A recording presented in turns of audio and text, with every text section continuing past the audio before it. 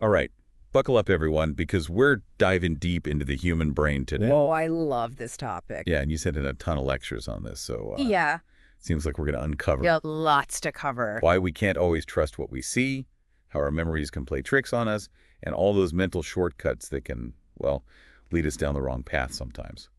You know, it is amazing to think that with billions of neurons, our brains are the source of all our thoughts and feelings and beliefs, you know? We can remember complex information, experience this incredible range of emotions, create amazing art. But it's not always sunshine and roses, is it? Yeah. I mean, these lectures No, definitely. seem to suggest Well- that our brains can kind of lead us astray in some pretty wild ways. That's right. Our brains, while powerful, are not perfect. Yeah. So we're not always the rational, logical beings we like to think we are. In fact, they're prone to all sorts of errors and biases. One of the first things to understand is that we're heavily influenced by emotions. Right, we're not like Spock from Star Trek. You can't just shut off those emotions and become pure logic. Yeah. I know I'm definitely more Captain Kirk, all heart and gut feelings. But does that mean we're doomed to make, like, irrational decisions all the time? Not necessarily. It's about recognizing that emotions are part of the equation. Our brains are always looking for the easiest path, the path of least resistance. And sometimes that means letting emotions take the wheel, even if it's not the most logical choice. Okay, so like that time, I was convinced I'd left my phone at a restaurant. Oh, yeah? Like full-blown panic. Turned out it was in my bag the whole time. Exactly. Your brain jumped to the worst case scenario because of the anxiety you were feeling. Yeah. Our brains are constantly trying to fill in gaps, predict what's going to happen, maintain a sense of control. Speaking of control, there's a lot about superstition in these lectures. Yeah. Like, is that related to this need for control? For example, I always use the same pen for exams. Kind of a weird thing. That's a great example. Superstitions are a way of trying to exert control over situations where we feel powerless. And this desire for control can even make us see patterns where none exist. Interesting. Yeah. Is that where conspiracy theories come from? Seeing a pattern in random events and then You're on the right track. creating a narrative to explain it. This tendency to see patterns is incredibly useful for survival. Right. Like our ancestors trying to Yeah. figure out when to plant crops or hunt, they had to identify patterns to survive. Exactly. But that same skill can lead us to see connections Right. where there are none, even in totally random data. Even in random data, exactly. This can lead to some interesting and sometimes dangerous beliefs. Remember that story about the escaped red panda from the Rotterdam Zoo? Oh, yeah. That was all over the news, wasn't it? Yeah, a few years back. Hundreds of people swore they saw it all over the city. Exactly. And it turned out the poor little creature had been killed shortly after its escape. What's fascinating is those sightings weren't outright fabrications. It's more about how our brains construct perceptions rather than passively record them. We fill in the gaps with our expectations, desires, even fears. So people wanting to believe the panda was still out there Right. might have misinterpreted something else. Yeah, a glimpse of another animal or even just a shadow. So it's not always seeing is believing, but sometimes believing is seeing. That's a bit unsettling. It is, and this applies to memory as well. Think about your most cherished childhood memory. Right. Now, imagine it's mostly fiction. Wait, are you saying our memories aren't real? Not exactly. They're real to us, but they're not perfect recordings of the past. Okay. Memory is more like a constantly evolving story that gets rewritten every time we access it. And this rewriting process can be influenced by a whole range of factors, from our current emotions to later experiences. There's even research showing how people's memories of the Challenger space shuttle explosion changed over time, with many recalling details that never actually happened. Whoa, that's mind-blowing. Yeah. So even those, like, vivid flashbulb memories aren't as reliable as we think. Unfortunately, no. The takeaway here is that our memories aren't always accurate representations of the past. They're reconstructions, influenced by our emotions, beliefs, and even things we've been told about those events. Okay, so we've got emotions driving our decisions, perceptions that aren't always accurate, and memories that are more like collages than photographs. Yeah. Where do we go from here? Well, the good news is that we can learn to be more critical thinkers. One of the most powerful tools we have is logic. Logic helps us examine our premises, identify flaws in our reasoning, and ultimately get closer to the truth. So it's not about winning arguments, but about finding the most accurate and reasonable explanation. And a big part of that is recognizing common logical fallacies, those flawed patterns of reasoning that can lead us to incorrect conclusions. Ooh, okay. Yeah. Let's dive into those. I have a feeling I've fallen for my fair share of logical fallacies without even realizing it. We all have. Let's start with the ad hominem fallacy, which is attacking the person making the argument instead of the argument itself. Like saying, don't listen to their opinion on climate change because they drive a gas-guzzling car. Oh, yeah. I see that one all the time online. It's easier to just dismiss someone than to engage with their ideas. Another common one is the argument from ignorance, which is saying something must be true because it hasn't been proven false. Think of claims like, we haven't found evidence of aliens, so they must not exist. Right. Absence of evidence isn't evidence of absence. I'm starting to see how these fallacies can easily sneak into our thinking. They really can. Yeah. And then there's the false dichotomy, which is presenting only two options when there might be many more possibilities. It's a way of oversimplifying a complex issue and shutting down discussion. Oh, like, you're either with us or against us kind of thinking. Exactly. These are just a few examples, but hopefully you're starting to see how important it is to be aware of these logical pitfalls. Definitely giving me a whole new perspective on how I approach arguments and debates. I need to pay more attention to the logic behind the claims, not just the emotional appeal or the person making them. That's a great takeaway. Remember, becoming a better thinker is a journey, not a destination. Okay, so we've talked about emotions, perceptions, memory, logic, fallacies. Is there anything else our brains are up to that we should be aware of? Oh, plenty more. We haven't even touched on heuristics, those mental shortcuts I mentioned earlier. They're efficient, but can sometimes lead to some pretty biased judgments. So sometimes those shortcuts work out fine. Right. But other times, they send us down the wrong path. Precisely. Let's think about that toilet seat example you mentioned earlier. How can two people have such wildly different memories of the same event? Yeah, it's like my partner and I live in different realities sometimes, especially when it comes to remembering who did what around the house. It's not just you. These heuristics, or mental shortcuts, are operating behind the scenes, influencing our perceptions and judgments. We'll explore specific examples of these heuristics later, but for now, just be aware that these mental shortcuts are always running in the background, shaping our thoughts and decisions. This is like getting a behind-the-scenes tour of my own mind, and it's a bit more chaotic in here than I thought. But hey, at least we're starting to understand the rules of the game, right? Absolutely. And that understanding is the first step towards becoming more critical thinkers. Okay, I'm ready for more. What other brain-bending concepts do you have in store for us? Well, let's talk about probability, or more accurately, how bad we humans are at it. You'd be surprised how often our intuition leads us astray, especially when dealing with large numbers or coincidences. I'm intrigued. Give me an example. All right, here's a classic probability puzzle. How many people do you need in a room for there to be a greater than 50% chance that two of them share a birthday? I'm going to say 50? Maybe more. It seems like it'd take a lot of people. The surprising answer is only 23. Our intuition often tells us it would take way more, but the math just doesn't support it. Wow. Okay, so our brains aren't always the best at estimating probability. Where else does this come up? Think about the hot hand effect in sports. Oh, yeah. Many fans believe that if a player makes a few shots in a row, they're more likely to keep making shots. But statistically, it's often an illusion. So you're saying those streaks are more about random chance? To a large extent, yes. Than actual skill. Regression to the mean is a more likely explanation. After an unusually high or low performance, things tend to even out over time.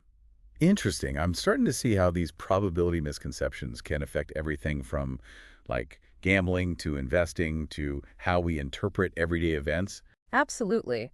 We'll delve deeper into these probability puzzles and explore how they relate to other cognitive biases, like confirmation bias and the availability heuristic later on. All right, bring on the brain-bending probability problems. I'm feeling more prepared to tackle them now that I know my intuition might not be the most reliable guide. That's the spirit. Remember, the more we understand these cognitive quirks, the better equipped we are to make more rational and informed decisions. This is all so fascinating. I can't wait to see what other surprising insights we uncover as we continue this deep dive into the human brain. Me too. It's amazing how much we can learn about ourselves just by exploring the way we think. Well, we've covered a lot of ground already, but I'm definitely ready for more. What else can you tell us about how our brains work, and maybe even how to make them work better? I think it's time we explore the darker side of pattern recognition mass delusions. This incredible ability to see patterns can sometimes backfire on a societal scale. Ooh, okay. Give me an example. Think of the Heaven's Gate cult suicide in 1997. 39 people took their own lives because they believed a UFO was following the Hale-Bopp comet, and they needed to shed their physical bodies to board it. Wow, that's incredibly tragic. What makes people susceptible to these kinds of beliefs on such a large scale? That's the million-dollar question, isn't it? We'll look at the factors that contribute to mass delusions, including the role of social contagion, cultural anxieties, and the need for meaning. We'll also explore some classic examples like the Seattle windshield pitting epidemic and the Pokemon panic. This is getting pretty intense, but I guess it's important to understand these phenomena so we can better protect ourselves from falling prey to them. You're right, and understanding mass delusions isn't just about avoiding cults or panics. It's about recognizing how our brains can be swayed by groupthink and how to cultivate a healthy sense of skepticism. So it's about thinking critically, even when everyone around us seems to be buying into a certain belief. Exactly. We'll talk more about the tools and techniques we can use to evaluate information, identify biases, and make more informed decisions, even in the face of social pressure. This deep dive is really making me question everything. It's a good thing, though. It's like we're upgrading our mental operating system, making it more resilient to errors and biases. I like that analogy. And remember, science is our best tool for understanding the world, even though it's not perfect. So even with all these brain hiccups, we're not doomed. Not at all.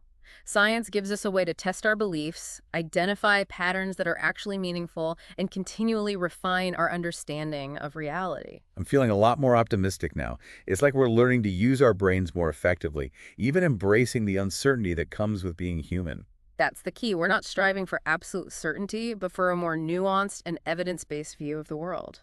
Okay, we've talked about how our brains can lead us astray, but let's not forget the power of science to help us navigate this complex landscape. Absolutely. Science provides a framework for understanding the world, but it's not about blind faith and authority. It's about critical thinking, skepticism, and a willingness to revise our beliefs in light of new evidence. So it's not about memorizing facts, but about understanding the process of scientific inquiry. You got it. Key principles like falsifiability, which means a theory must be testable and potentially disprovable. So, for example, the claim that all swans are white is falsifiable because finding a single black swan would disprove it. And then there's Occam's razor, which favors simpler explanations over more complex ones. These principles guide scientific thinking and help us distinguish between well-supported theories and unfounded speculation. Those sound like powerful tools. So even though our brains have these inherent biases, we can use scientific thinking to overcome them. Exactly. Science is an ongoing process of refining our understanding, constantly challenging our assumptions, and seeking out new evidence. And that's what makes it so exciting. We're always learning, always questioning, always pushing the boundaries of knowledge. This has given me a whole new appreciation for the scientific method. It's not just about labs and experiments. It's a way of thinking that we can apply to all aspects of our lives. I couldn't agree more. By embracing the principles of science, we can become more critical thinkers, better decision makers, and ultimately, more informed citizens. Well, I'm feeling a lot more empowered now. It's like we've been given a secret decoder ring for understanding the world and our own brains in a whole new way. I'm glad to hear it. And remember, this is just the beginning. The more we explore these concepts, the more we'll discover about ourselves and the world around us. This deep dive has been a real eye-opener. It's amazing how much we can learn just by taking a closer look at the way we think. I'm with you on that. And remember, the journey of self-discovery and critical thinking never really ends. It's a lifelong pursuit that can lead to some pretty amazing insights. Well, I'm definitely hooked. What other brain-bending topics do we have time for today? Let's take a closer look at some specific examples of those heuristics we talked about earlier. Remember, these mental shortcuts, while efficient, can sometimes lead to biased judgments. All right, I'm ready for more. Give me an example. Let's talk about the anchoring bias. This is our tendency to rely too heavily on the first piece of information we receive, even if it's irrelevant or misleading. Think about negotiating a salary for a new job. Oh, yeah. I've heard it's important to be the first one to throw out a number. Why is that? That's because the first number acts as an anchor, influencing the rest of the negotiation. If you start low, you're likely to end up with a lower salary, even if you deserve more. The other person's thinking gets anchored to that initial number. So first impressions really matter, Yeah. even when it comes to numbers. It's almost like setting the stage for the entire interaction. Exactly. And this bias can affect all sorts of decisions, from buying a car to choosing a bottle of wine. I'm starting to see how these seemingly small mental quirks can have a big impact on our lives. Yeah. Already rethinking some recent negotiations I've had. They really can. Let's move on to the availability heuristic. This is our tendency to overestimate the likelihood of events that are easily recalled or vivid in our minds. Think about plane crashes. Oh, I see where you're going with this. Yeah, Plane crashes are rare, right. but they get a lot of media attention. They do. So they feel more common than they actually are. Precisely. Because these events are so readily available in our memory, we overestimate their probability, even though statistically driving a car is far more dangerous. This explains why I get a little nervous before flights, even though I know rationally it's one of the safest ways to travel. That's the availability heuristic at work. It's influencing our fears and perceptions, even when the data tells us otherwise. This has given me a whole new perspective on how to evaluate risks and make decisions. It's not just about what feels true, but about what the evidence actually supports. I'm glad to hear it. Let's talk about another fascinating heuristic, the representativeness heuristic. This is our tendency to judge the likelihood of something based on how well it matches our existing stereotypes or prototypes. So it's about making snap judgments based on how well something fits into our pre-existing categories. Think about this scenario. You're told about someone named Steve. He's described as shy, withdrawn, helpful, and detail-oriented. You're then asked to guess if Steve is a librarian or a salesperson. Well, Steve sounds like a librarian to me. He fits the stereotype. That's the representativeness heuristic at work. We're more likely to judge Steve as a librarian, even though statistically there are far more salespeople than librarians. So we're letting our preconceived notions override the actual probabilities. I can see how this could lead to all sorts of problems. It can. From hiring decisions to criminal profiling, this heuristic can lead to biased judgments if we're not careful. This is making me think about how unconscious biases might be operating in my own life, affecting my judgments and interactions with others. That's a great insight. Awareness of these biases is the first step towards mitigating their influence. We'll explore some strategies for doing just that as we continue our deep dive. This is all so insightful. I can't believe how much we've learned about the way our brains work, and sometimes don't work, in such a short amount of time. I'm with you. And the best part is that this knowledge is empowering.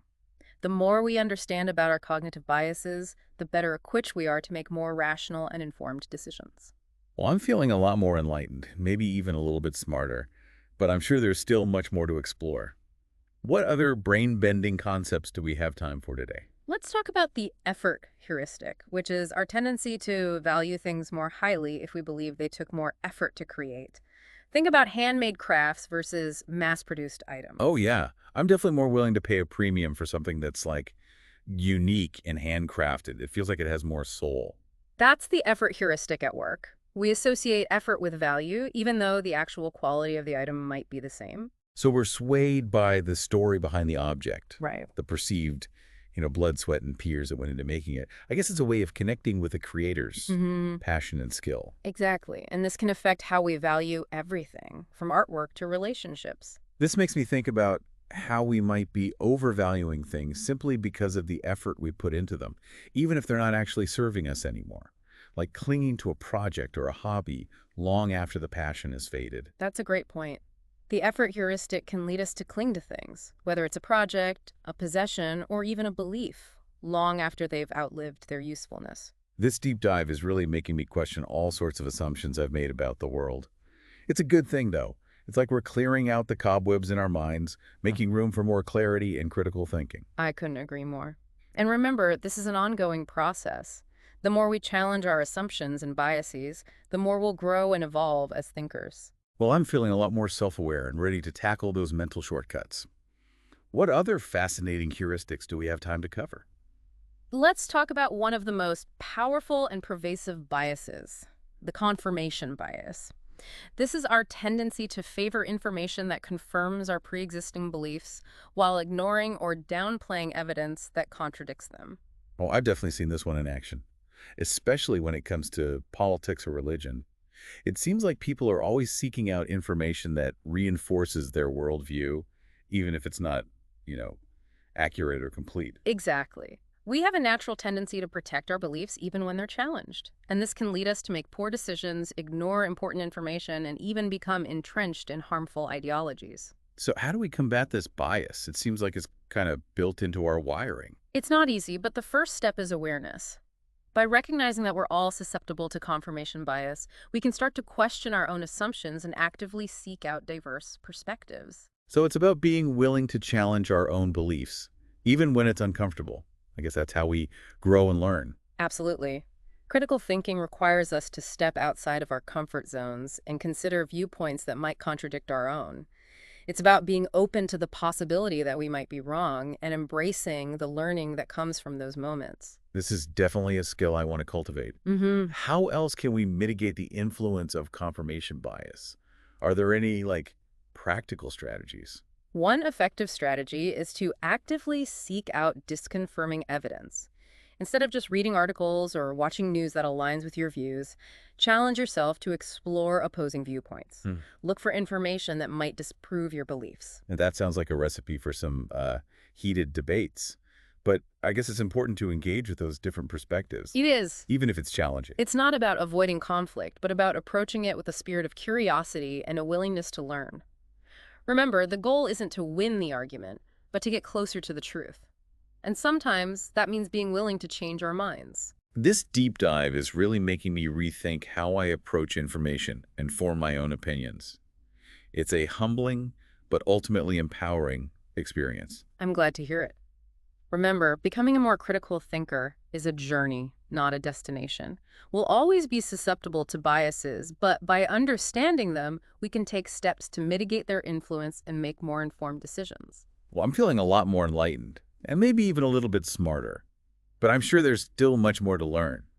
What other cognitive biases do we have time to explore today? Let's talk about a bias that relates to our sense of self, the overconfidence effect. This is our tendency to overestimate our own abilities and the accuracy of our judgments. So it's like we all have a little bit of an inflated ego. We think we're better than we actually are. To some extent, yes, and this can manifest in all sorts of ways. For example, in one study, researchers asked people to estimate the range of answers to a question so that they were 90% likely to be correct. Okay. If they were properly calibrated, meaning their confidence matched their accuracy, 90% of their answers should have fallen within that range. However, on average, people only scored about 50%. Wow. So we're way more confident than we have any right to be. That's both hilarious and a little bit scary. Exactly. This overconfidence can lead us to make risky decisions, underestimate challenges, and fail to adequately prepare for potential setbacks. This makes me think about all those times I've been, overly optimistic about a project or a plan, only to be surprised by unforeseen obstacles. Maybe a little dose of pessimism might have been helpful in those situations. You might be right. It's important to find a balance between optimism and realism. We need to be hopeful about the future, but also prepared for potential setbacks. This deep dive is really making me reconsider my approach to risk and decision-making. It's fascinating to see how these seemingly irrational biases are actually deeply ingrained in our psychology. But hey, at least we're becoming more aware of them, right? Absolutely. Awareness is the first step towards change. And remember, this is an ongoing process. The more we explore these cognitive quirks, the more we'll discover about ourselves and the world around us. Well, I'm feeling a lot more enlightened and maybe even a little bit more grounded now that I'm starting to recognize the influence of the overconfidence effect. Yeah. But I'm sure there's still much more to learn. What other brain-bending topics do we have time for today?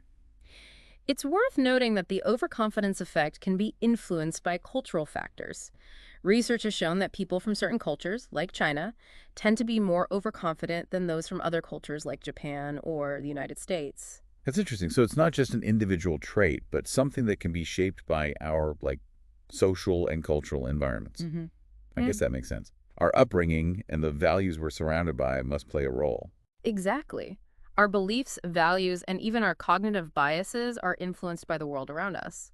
Understanding these cultural differences can help us better navigate intercultural interactions and appreciate the diverse ways in which people perceive and interact with the world. This deep dive has been a real mind-expanding experience. It's amazing how much we can learn about ourselves and the way we think just by exploring these cognitive biases. But I'm sure there's still much more to discover. What other fascinating, brain-bending topics do we have time for today? Let's talk about a bias that can affect how we interpret medical information, the framing effect. This is our tendency to be influenced by the way information is presented, even if the underlying facts are the same. So it's about how the message is packaged rather than Precisely. the content itself. For example, imagine you're told about a new surgical procedure. One doctor describes it as having a 90% survival rate. Okay. Another doctor describes it as having a 10% mortality rate. Well, those are just two different ways of saying the same thing, Yeah. right? They are. But studies have shown that people are more likely to choose the surgery when it's framed in terms of survival, even though the odds are identical. Wow. So just by changing the wording, they can influence our Right. decision-making. That's a bit concerning, especially when it comes to Mm. important choices like medical procedures. Exactly. The framing effect highlights how our emotions and perceptions can be swayed by subtle cues, even when we think we're being logical. This makes me think about how important it is to be critical of the information we're presented with, Hmm. especially when it comes to, health decisions. We need to look beyond the surface level presentation Right. and really understand the underlying facts and what they mean for us personally. I couldn't agree more. The framing effect underscores the need for clear communication, critical thinking, and a healthy dose of skepticism. It's about questioning the way information is presented and making sure we're making decisions based on a solid understanding of the evidence. This deep dive is really giving me a whole new perspective on how to evaluate information and make informed decisions. But I'm sure there's still much more to learn. What other cognitive biases do we have time for today? Let's talk about a bias that relates to our sense of fairness, the endowment effect. This is our tendency to overvalue things we own simply because we own them. So it's like we develop an emotional attachment to our possessions. Exactly.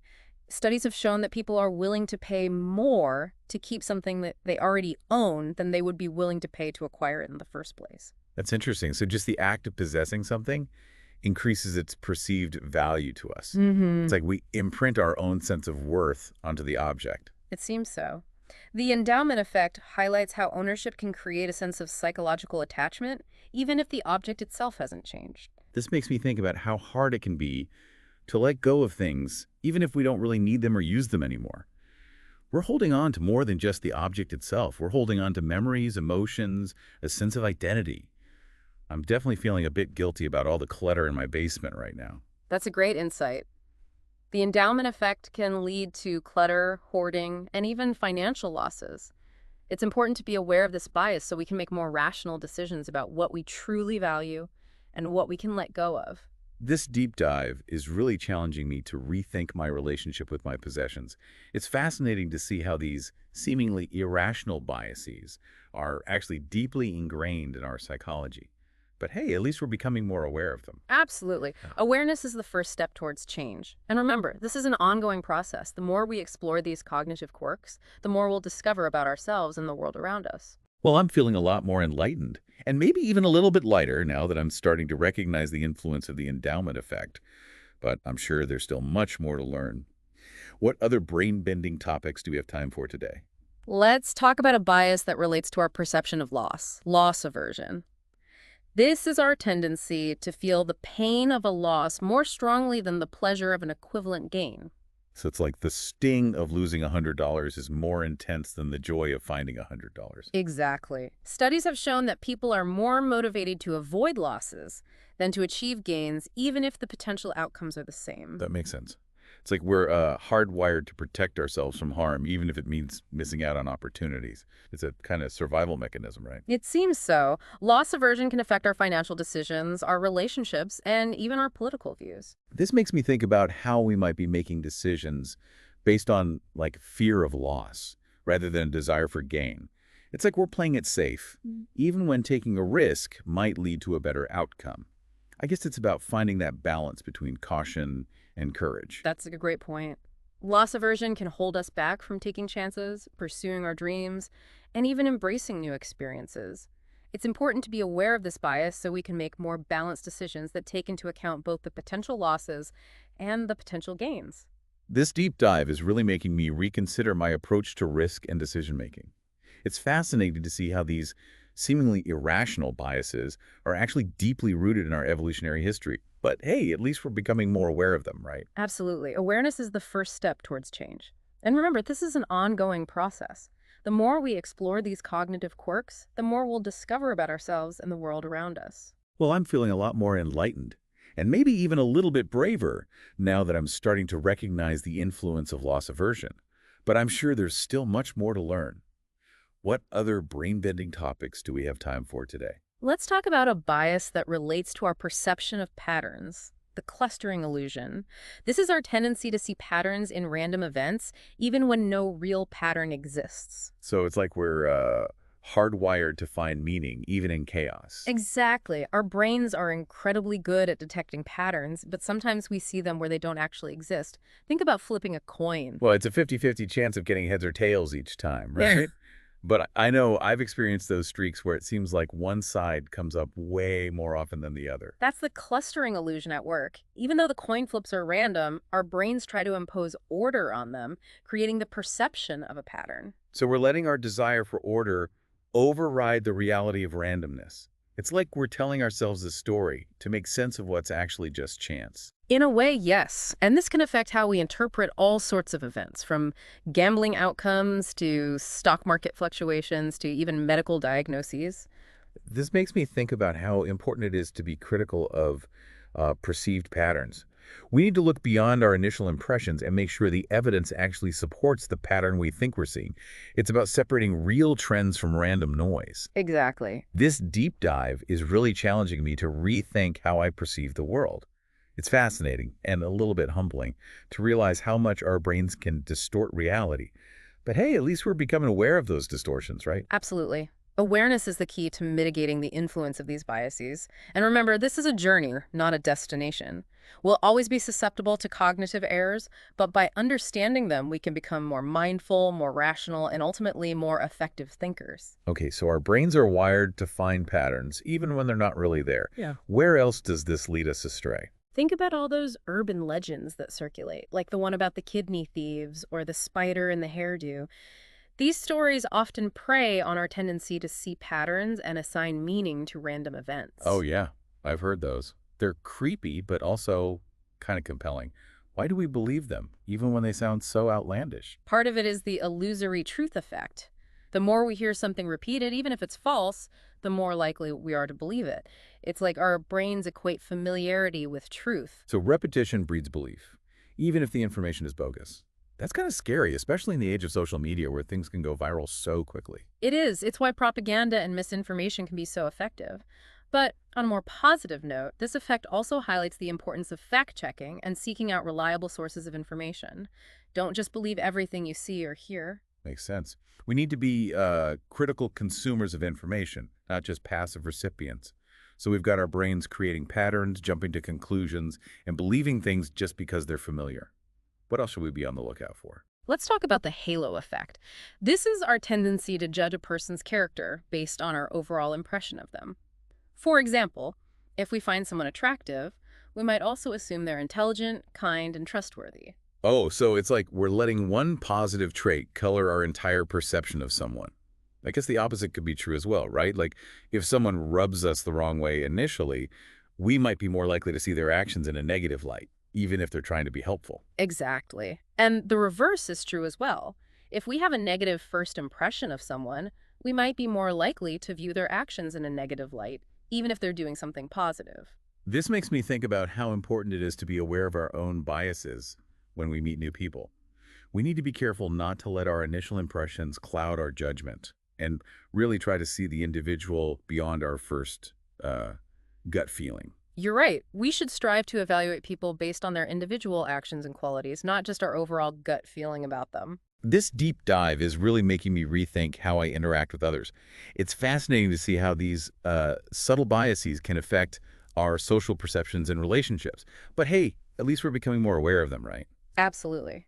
Awareness is the key to mitigating the influence of these biases.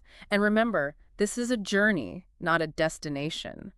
We'll always be susceptible to cognitive errors, but by understanding them, we can become more mindful, more rational, and ultimately more effective social beings. Well, I'm feeling a lot more equipped to navigate the complexities of social interactions, but I'm sure there's still much more to learn. What other brain-bending topics do we have time for today? Let's talk about a bias that can affect our decision-making, the sunk cost fallacy. This is our tendency to continue investing in something, even when it's no longer rational, because we've already invested so much time, money, or effort. Oh, I know this one all too well. I've definitely stuck with projects, or honestly, even relationships, longer than I should have, just because I didn't want to admit I'd wasted my time. Mm. It's hard to walk away when you've already put so much of yourself into something. That's the sunk cost fallacy in action. We feel like we need to justify our past investments, even when it's clearly in our best interest to cut our losses and move on. It's like we're trying to convince ourselves that it wasn't a mistake in the first place. So it's like we're letting our past decisions dictate our present actions, even when it doesn't make sense. I can see how that can be really detrimental in the long run. Exactly. The sunk cost fallacy can lead to poor financial decisions, wasted time and energy, and even emotional distress. It's important to be aware of this bias so we can make more objective decisions about when to persist and when to quit. Sometimes knowing when to walk away is the smartest move you can make. This makes me think about how important it is to be willing to reevaluate our commitments, even if it means admitting we were wrong. Sometimes the bravest thing we can do is walk away from something that's no longer serving us, even if it hurts to let go. You're right. It takes courage to admit when we've made a mistake, but it's essential for growth and progress. We shouldn't let our past investments dictate our future choices. It's about being present and making choices that align with our current values and goals. This deep dive is really challenging me to rethink my approach to decision-making. Yeah. It's fascinating to see how these seemingly irrational biases are actually deeply ingrained in our psychology. But hey, at least we're becoming more aware of them, right? Absolutely. Awareness is the first step towards change. And remember, this is an ongoing process. The more we explore these cognitive quirks, the more we'll discover about ourselves and the world around us. Well, I'm feeling a lot more enlightened, and maybe even a little bit wiser now that I'm starting to recognize the influence of the sunk cost fallacy. But I'm sure there's still much more to learn. What other brain-bending topics do we have time for today? Let's talk about a bias that relates to our social interactions, the fundamental attribution error. This is our tendency to overemphasize dispositional factors like personality traits and underestimate situational factors when explaining other people's behavior. So if someone cuts us off in traffic, we're more likely to assume they're a jerk than to consider that they might be rushing to the hospital or dealing with some kind of emergency. Exactly. We tend to attribute other people's actions to their inherent nature, rather than to external circumstances that might be influencing their behavior. This makes me think about how quick we are to judge others, often without having all the information. We need to be more mindful of the fundamental attribution error so we can be more compassionate and understanding in our interactions. It's about giving people the benefit of the doubt. You're right. We should strive to give people the benefit of the doubt and consider the full context of their actions, not just our initial impression of their character. This deep dive is really making me rethink how I perceive and interact with others. It's fascinating to see how these subtle biases can affect our social judgments and relationships. Hey, at least we're becoming more aware of them, right? Absolutely. Awareness is the key to mitigating the influence of these biases. And remember, this is a journey, not a destination. We'll always be susceptible to cognitive errors, but by understanding them, we can become more mindful, more rational, and ultimately more effective social beings. Well, I'm feeling a lot more equipped to navigate the complexities of social interactions, but I'm sure there's still much more to learn. What other brain-bending topics do we have time for today? Let's talk about a bias that can affect our memory, the peak end rule. This is our tendency to judge an experience based on its most intense moment and its ending, rather than on the overall average of the experience. So if a vacation starts out rough, lost luggage, bad weather, that kind of thing, but ends on a high note with a fantastic meal and a beautiful sunset, we're more likely to remember it fondly. Exactly. Our memories are not always accurate reflections of reality. We tend to give more weight to the most emotionally charged moments and the final impression, even if the rest of the experience was mediocre. This makes me think about how important it is to be mindful of the peak end rule when we're evaluating past experiences. We need to be careful not to let a few intense moments or a strong ending bias our overall judgment. It's like we need to zoom out and look at the whole picture, not just the highlights or the grand finale. You're right. We should strive to be more objective in our assessments, considering the full duration and context of an experience, not just its most memorable moments. This deep dive is really challenging me to rethink how I interpret my own memories. It's fascinating and a little bit unsettling to realize how much our brains can distort the past. Right. But hey, at least we're becoming aware of those distortions, right? Absolutely. Awareness is the key to mitigating the influence of these biases. And remember, this is a journey, not a destination. We'll always be susceptible to cognitive errors, but by understanding them, we can become more mindful, more rational, and ultimately more accurate historians of our own lives. Well, I'm feeling a lot more equipped to navigate the complexities of memory and perception, but I'm sure there's still much more to learn. What other brain-bending topics do we have time for today? Let's talk about a bias that can affect our risk perception, the optimism bias. This is our tendency to overestimate the likelihood of positive events and underestimate the likelihood of negative events. So it's like we have a natural tendency to see the glass half full. Isn't that a good thing? It can be. A positive outlook can be beneficial, but too much optimism can lead to unrealistic expectations, poor planning, and risky behavior. It's about finding that sweet spot between hope and realism. This makes me think about all those times I've been, like, overly confident about a project or a plan, only to be surprised by unforeseen challenges. Perhaps a little dose of pessimism might have been helpful in those situations. I could have avoided some stressful last-minute scrambles. You might be right. It's important to find a balance between optimism and realism. We need to be hopeful about the future, but also prepared for potential setbacks. This deep dive is really making me reconsider my approach to risk and decision-making. It's fascinating to see how these seemingly irrational biases are actually deeply ingrained in our psychology. But hey, at least we're becoming more aware of them, right? Absolutely. Awareness is the first step towards change. And remember, this is an ongoing process. The more we explore these cognitive quirks, the more we'll discover about ourselves and the world around us. Well, I'm feeling a lot more enlightened and maybe even a little bit more grounded now that I'm starting to recognize the influence of the optimism bias. But I'm sure there's still much more to learn. What other brain-bending topics do we have time for today? Let's talk about a bias that relates to our perception of choice, the illusion of control. This is our tendency to overestimate our ability to control events, even when those events are largely determined by chance. So it's like we think we have more power over the world than we actually do. Like, I know I can't control the weather, but sometimes I catch myself doing a little rain dance in my head when I really need the sun to come out. Exactly. Our brains crave a sense of order and predictability, so we often create the illusion of control, even in situations where we have little or no influence. It's a way of managing anxiety and feeling a bit more secure in a world full of uncertainty. This makes me think about all those superstitions people have, like knocking on wood or carrying lucky charms. Yeah. It's like we're trying to impose our will on random events just to feel a little bit more in charge. You're right. The illusion of control can manifest in all sorts of ways, from gambling rituals to conspiracy theories to even our beliefs about free will. This deep dive is really challenging me to rethink my own assumptions about control and agency. It's fascinating and a little bit humbling to realize how much our brains can distort reality to create a sense of order and predictability. But hey, at least we're becoming aware of those distortions, right? Absolutely. Awareness is the key to mitigating the influence of these biases. And remember, this is a journey, not a destination. We'll always be susceptible to cognitive errors, but by understanding them, we can become more mindful, more rational, and ultimately more comfortable with the inherent uncertainty of life. Well, I'm feeling a lot more enlightened and maybe even a little bit more at peace with the unknown now that I'm starting to recognize the influence of the illusion of control. But I'm sure there's still much more to learn. What other brain-bending topics do we have time for today? Let's talk about a bias that can affect our judgments about groups, the outgroup homogeneity effect. This is our tendency to perceive members of our own group or in-group as more diverse and nuanced than members of other groups or outgroups. So it's like we see our own group as a collection of individuals while we view other groups as a kind of monolithic block. We lose sight of the individual within those groups and just see them as a collective other. Exactly. This bias can lead to stereotypes, prejudice, and even discrimination. It's important to be aware of the outgroup homogeneity effect so we can challenge our own assumptions and strive for a more nuanced and inclusive view of others.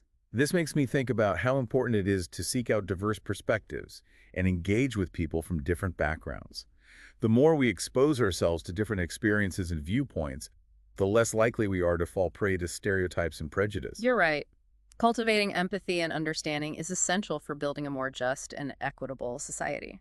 This deep dive is really making me rethink my own social perceptions and biases.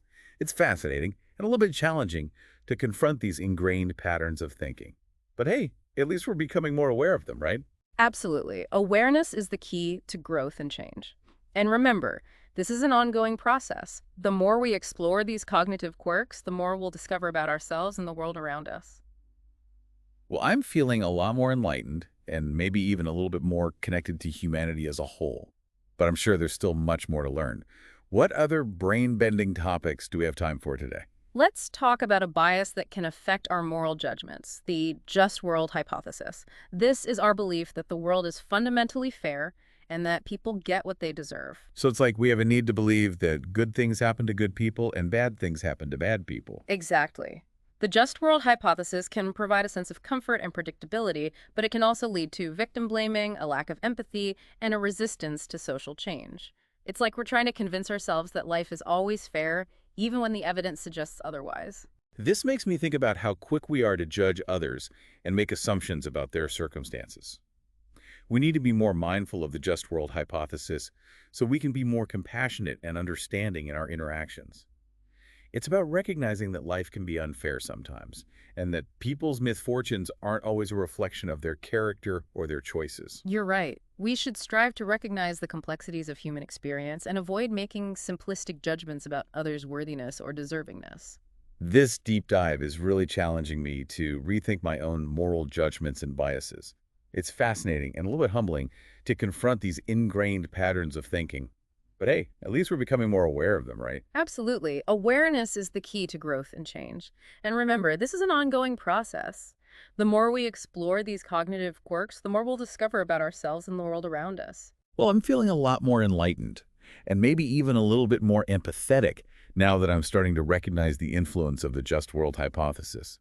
But I'm sure there's still much more to learn. What other brain-bending topics do we have time for today? Let's talk about a bias that can affect our perception of risk, the Dunning-Kruger effect. This is the tendency for unskilled individuals to overestimate their own abilities, while highly skilled individuals tend to underestimate their abilities. So it's like the less we know, the more confident we are. Yeah.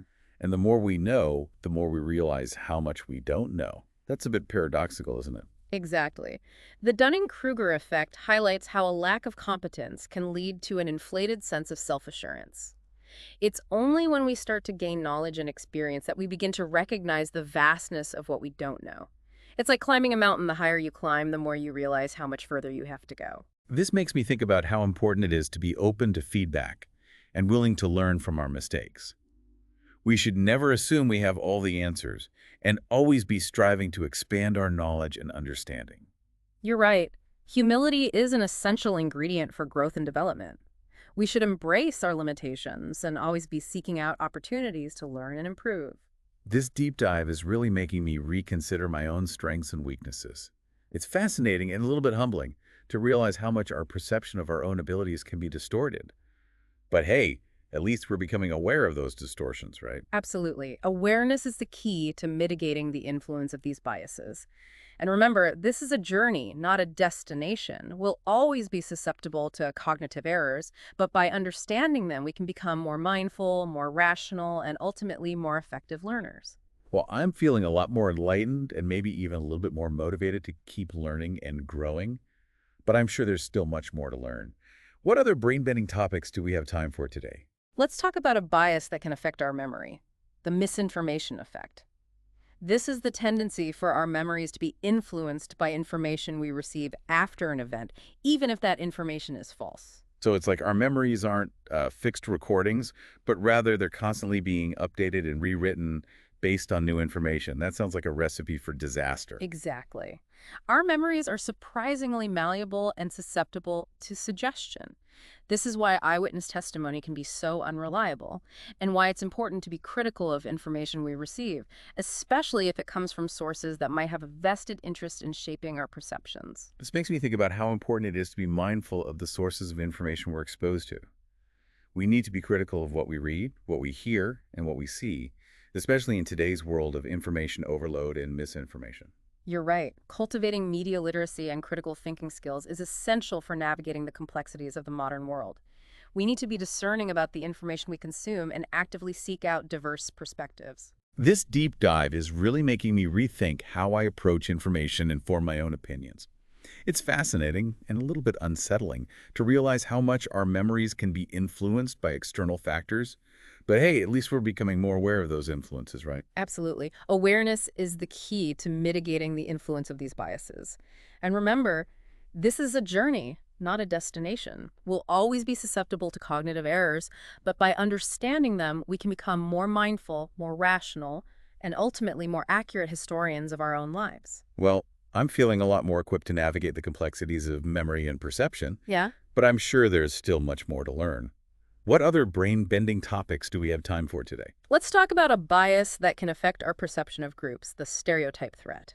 This is the risk of confirming negative stereotypes about one's own group, which can lead to decreased performance or self-sabotage. So it's like the pressure of living up to a negative stereotype can actually create a self-fulfilling prophecy. That's incredibly disheartening. Exactly. When people are aware of negative stereotypes about their group, they can become anxious about confirming those stereotypes, which can lead to decreased performance, self-doubt, and even disengagement from the task at hand. This makes me think about how important it is to challenge negative stereotypes and create inclusive environments where everyone feels valued and respected. We need to be mindful of the impact that stereotypes can have, even when they're not explicitly stated. You're right. Creating a culture of belonging and equity is essential for fostering individual and collective success. This deep dive is really making me rethink my own role in perpetuating or challenging stereotypes. It's fascinating and a little bit challenging to confront these ingrained patterns of thinking. But hey, at least we're becoming more aware of them, right? Absolutely. Awareness is the key to growth and change. And remember, this is an ongoing process. The more we explore these cognitive quirks, the more we'll discover about ourselves and the world around us. Well, I'm feeling a lot more enlightened and maybe even a little bit more responsible for creating positive change. But I'm sure there's still much more to learn. What other brain-bending topics do we have time for today? Let's talk about a bias that relates to our emotional state, mood-congruent memory. This is the tendency to recall memories that are consistent with our current mood. So if we're feeling happy, we're more likely to remember happy events. And if we're feeling sad, we're more likely to remember sad events. It's like our emotions are acting as a filter for our memories. Exactly. Our emotions can act as a filter for our memories, making certain experiences more accessible than others. This makes me think about how important it is to be mindful of our emotional state when we're reflecting on the past. We need to be careful not to let our current mood color our perception of events. Like if I'm having a bad day, I might start to dwell on all the negative things that have happened, even if, objectively, things aren't that bad. You're right. It's important to strive for a balanced and objective perspective, recognizing that our memories are not always accurate or complete. This deep dive is really challenging me to rethink how I interpret my own memories and experiences. It's fascinating and a little bit humbling to realize how much our emotional state can influence our perceptions. But hey, at least we're becoming more aware of those influences, right? Absolutely. Awareness is the key to mitigating the influence of these biases. And remember, this is a journey, not a destination. We'll always be susceptible to cognitive errors, but by understanding them, we can become more mindful, more rational, and ultimately more accurate historians of our own lives. Well, I'm feeling a lot more equipped to navigate the complexities of memory and emotion, but I'm sure there's still much more to learn. What other brain-bending topics do we have time for today? Let's talk about a bias that relates to our sense of self, the self-serving bias. This is our tendency to attribute our successes to internal factors, like our own abilities, while attributing our failures to external factors, like bad luck or circumstances beyond our control. This is like we take credit for the good stuff, but blame the bad stuff on something else. It's a classic case of, I'm awesome, but the world is against me. Exactly. The self-serving bias can protect our ego and self-esteem, but it can also prevent us from learning from our mistakes and taking responsibility for our actions. It's a way of maintaining a positive self-image, but it can come at the cost of growth and self-awareness. This makes me think about how important it is to be honest with ourselves about our role in both our successes and our failures. We need to be willing to acknowledge our weaknesses and strive to learn and grow from our experiences, both positive and negative. You're right.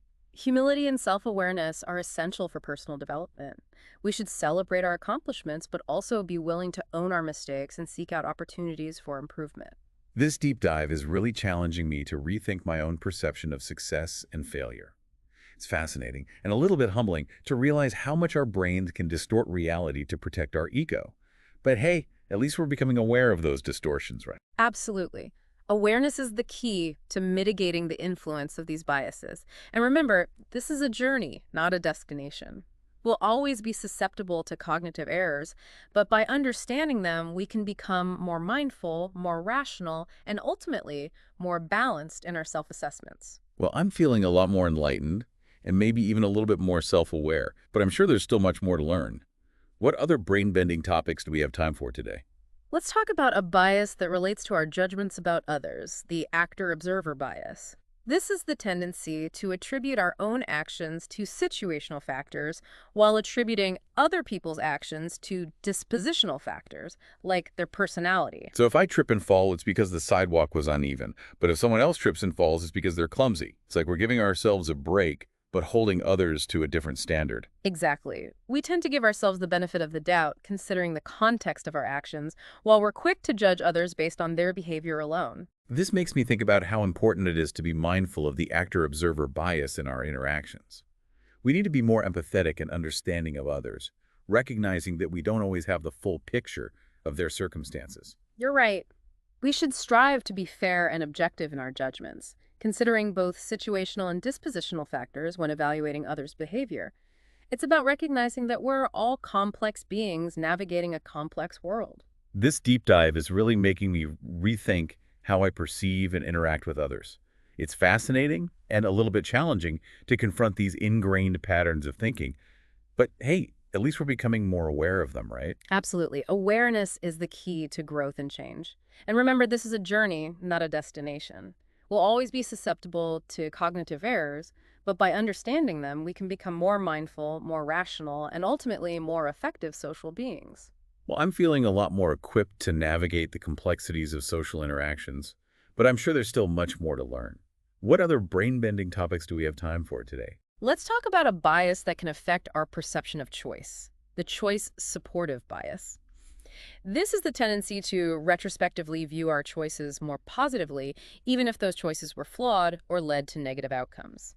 So it's like we rewrite history to make ourselves look better. I know I've definitely done that a few times, especially when it comes to justifying a bad decision I've made. In a way, yes. We tend to rationalize our past decisions, emphasizing the positive aspects and downplaying the negative ones. This can prevent us from learning from our mistakes and making better choices in the future. This makes me think about how important it is to be honest with ourselves about our past decisions, even if it's uncomfortable. We need to be willing to acknowledge our mistakes and strive to learn and grow from our experiences. You're right. Self-reflection and honesty are essential for personal development. We should celebrate our successes, but also be willing to own our mistakes and seek out opportunities for improvement. This deep dive is really challenging me to rethink my own perception of choice and decision-making. It's fascinating and a little bit humbling to realize how much our brains can distort reality to protect our ego. But hey, at least we're becoming more aware of those distortions, right? Absolutely. Awareness is the key to mitigating the influence of these biases. And remember, this is a journey, not a destination. We'll always be susceptible to cognitive errors, but by understanding them, we can become more mindful, more rational, and ultimately more effective decision makers. Well, I'm feeling a lot more enlightened and maybe even a little bit more self-aware, but I'm sure there's still much more to learn. What other brain-bending topics do we have time for today? Let's talk about a bias that relates to our perception of groups, the in-group bias. This is our tendency to favor members of our own group, even when there's no rational basis for doing so. So it's like we have a built-in loyalty to our own tribe, even if that tribe is based on something arbitrary, like a sports team or a political affiliation. It's almost like we can't help but root for our own team, even if we don't fully agree with everything they stand for. Exactly. The in-group bias can lead to tribalism, prejudice, and even conflict. It's important to be aware of this bias so we can strive for a more objective and inclusive worldview. This makes me think about how important it is to challenge our own in-group biases and seek out common ground with people from different backgrounds and perspectives. We need to recognize that our shared humanity transcends our group affiliations. It's about seeing the individual, not just the label. You're right. Cultivating empathy and understanding is essential for building a more harmonious and just society. This deep dive is really making me rethink my own social perceptions and biases.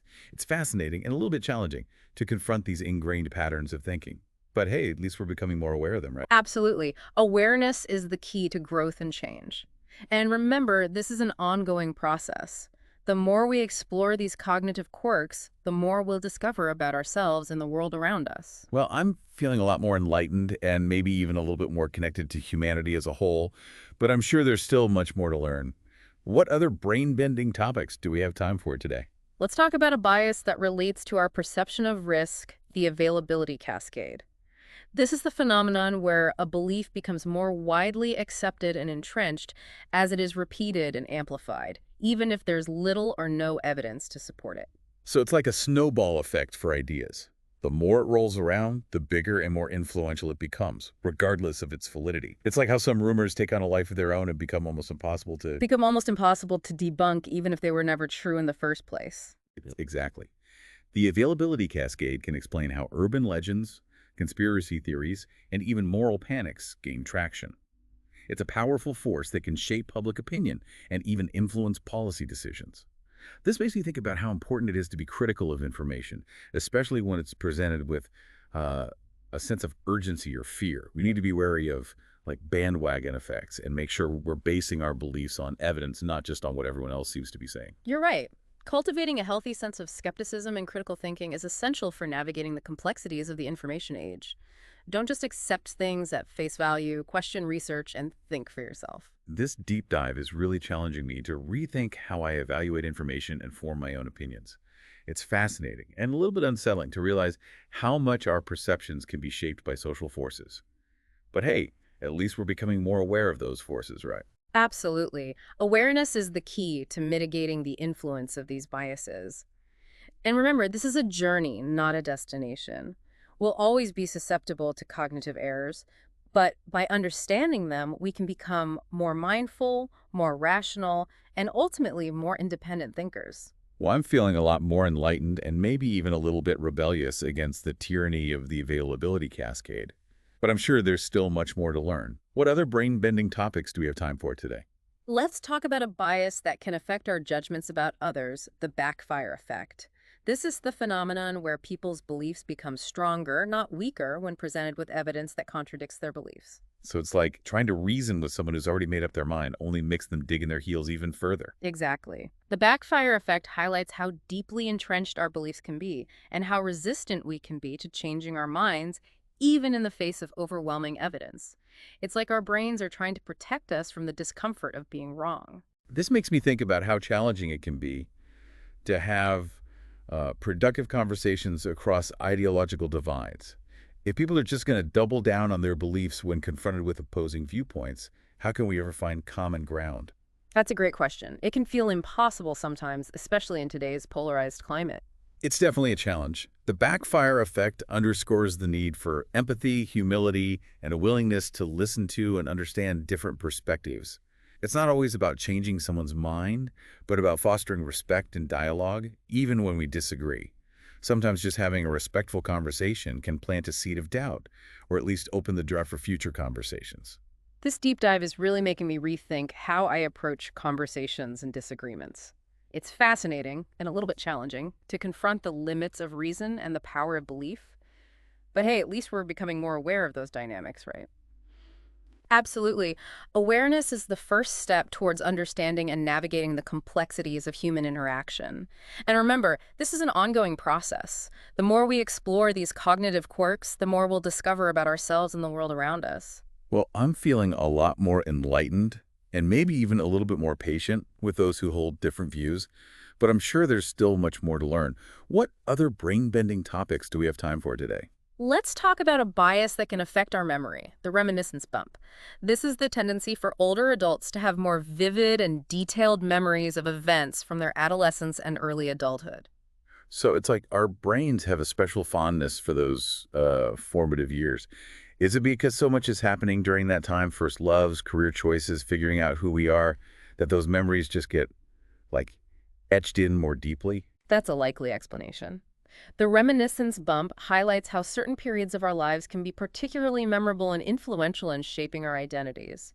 It's a time of intense change, exploration, and self-discovery, which might explain why those memories are so potent. This makes me think about how important those early experiences are.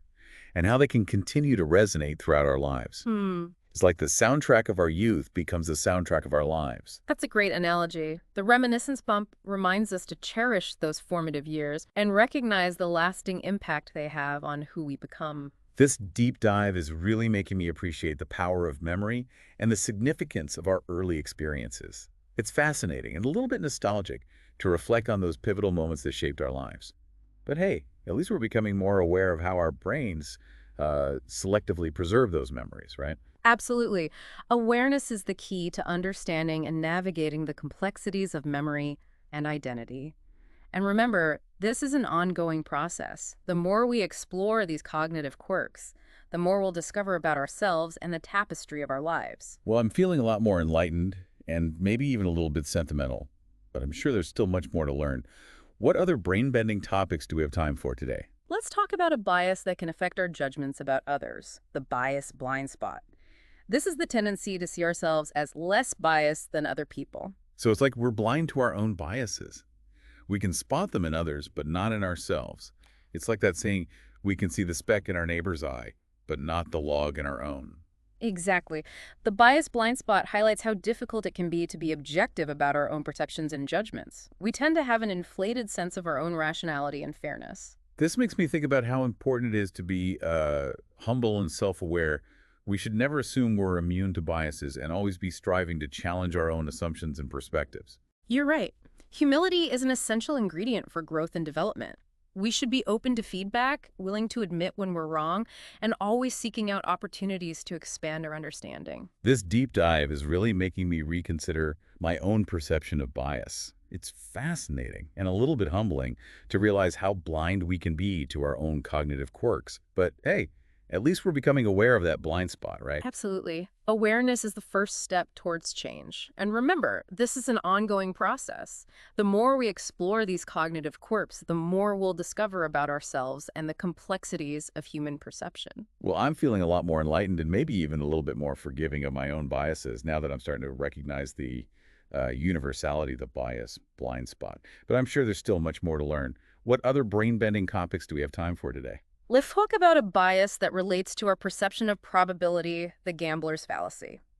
This is the belief that past events can influence the outcome of random events, even though each event is independent of the others. So if I flip a coin and get heads 5 times in a row, I'm more likely to get tails on the next flip, even though it's still a 50-50 chance. That's the gambler's fallacy in action. We tend to think that random events should even out in the short term, but that's not how probability works. Each coin flip is a separate event, and the odds reset every time. So even if I've had a string of bad luck, it doesn't mean I'm due for a win. I guess that means those lottery tickets based on hot or cold numbers are a scam. Exactly. Each event is independent, and the odds reset with every new roll of the dice or flip of the coin. The past doesn't predict the future when it comes to random events. This makes me think about how important it is to understand probability when we're making decisions, especially when it comes to things like gambling or investing.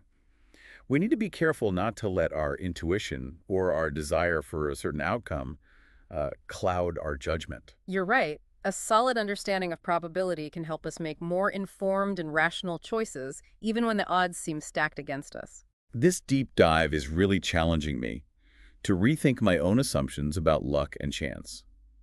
It's fascinating and a little bit humbling to realize how much our brains can distort reality to create a sense of order and predictability.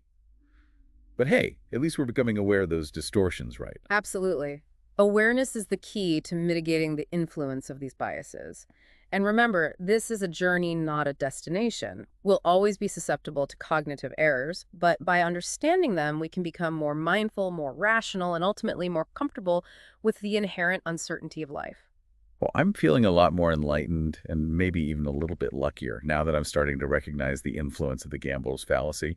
But I'm sure there's still much more to learn. What other brain-bending topics do we have time for today? Let's talk about a bias that relates to our social interactions, the pluralistic ignorance. This is the phenomenon where people privately reject a belief or behavior, but publicly endorse it because they assume everyone else believes or behaves that way. So it's like we're all going along with something, even though we don't actually support it because we're afraid to stand out or rock the boat. Exactly. Pluralistic ignorance can lead to the perpetuation of harmful norms, the suppression of dissent, and even the failure to intervene in emergencies. It's like everyone's looking to everyone else for cues on how to act, and no one wants to be the first one to break the mold. This makes me think about how important it is to uh, speak up even when it's uncomfortable and to challenge the status quo, even when it seems like everyone else is on board. We need to be willing to break the silence and create space for different perspectives. Sometimes all it takes is one person to speak up to break the spell of pluralistic ignorance. You're right. Challenging the tyranny of the majority and fostering a culture of open communication is essential for promoting positive social change. This deep dive is really making me rethink my own role in perpetuating or challenging social norms. It's fascinating and a little bit challenging to confront the power of conformity and the courage it takes to break free from it. But hey, at least we're becoming more aware of those dynamics, right? Absolutely. Awareness is the key to growth and change. And remember, this is an ongoing process. The more we explore these cognitive quirks, the more we'll discover about ourselves and the dynamics of human interaction.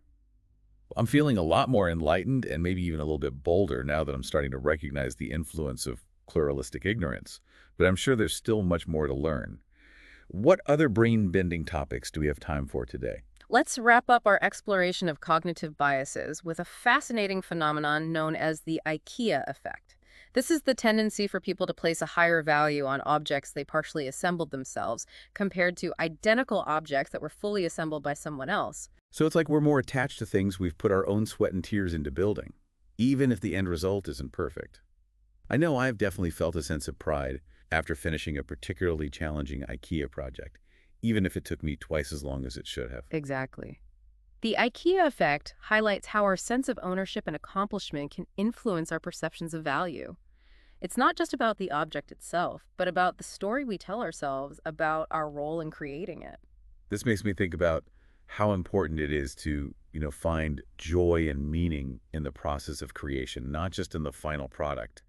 It's about embracing the imperfections and celebrating our own unique contributions. You're right. The IKEA effect reminds us that true satisfaction comes from active participation and personal investment, not just from passive consumption. Well, this has been an incredible journey through the landscape of cognitive biases.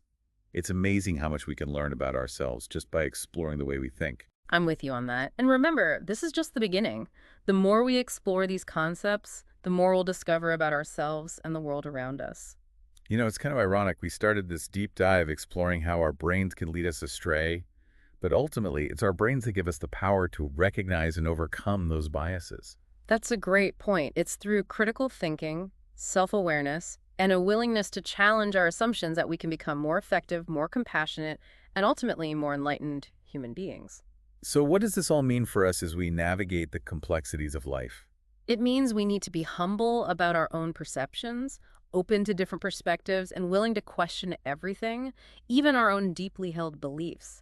It means embracing the scientific method, not just as a tool for understanding the natural world, but as a way of thinking that can guide us in all aspects of our lives. And it means recognizing that we're all works in progress, constantly learning, evolving, and striving to become better versions of ourselves. Exactly. The journey of self-discovery and critical thinking is a lifelong adventure. And with each new insight, we become a little bit wiser, a little bit more compassionate, and a little bit more prepared to face the challenges and embrace the wonders of this amazing world we live in. Well said. This has been an incredibly deep dive, and I want to thank you and our listener for joining us on this journey of exploration. It's been a real mind bender, but in the best way possible. It's been my pleasure. Keep questioning, keep learning, and keep diving deep into the fascinating world of the human brain. All right, that's a wrap for today. We'll catch you next time on The Deep Dive, where we'll continue to explore the frontiers of knowledge and unlock the secrets of the human mind. Until then, keep those brains buzzing.